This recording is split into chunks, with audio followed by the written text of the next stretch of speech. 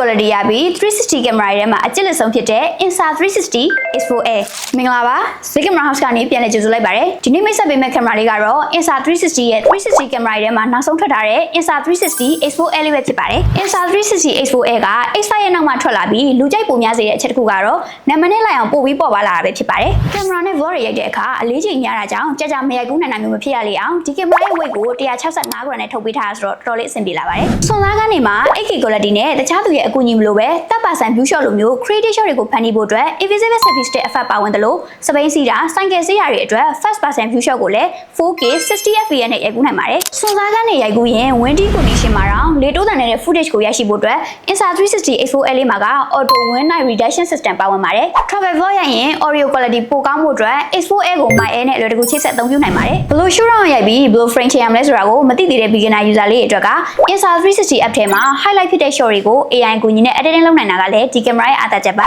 X4A က စိုက်သေးသွားရဆိုပေမဲ့ 8K quality မှာတော့မိနစ်80ဝန်းကျင်ထိရိုက်ကူးနိုင်ပါသေးတယ်ဒါကြောင့်ပေါ်ပါကြည့်လိပြီး beginner friendly ဖြစ်တဲ့အပြင်360 degree အမိုက်စား shot တွေကိုရိုက်ကူးဖို့ camera ရှာနေရဆိုရင်တော့ Insta 360 X4A လေးကိုရွေးချယ်လိုက်ပါနော် Insta 360 X4A standard နဲ့ starter panel လေးကို Zigam House မှာ install ရနေပါပြီဗီဒီယိုလေးအဆုံးထိကြည့်ပေးကြတဲ့အတွက်အားလုံးကျေးဇူးတင်ပါတယ်နောက်ဗီဒီယိုမှာပြန်တွေ့ကြမယ်နော်တတာ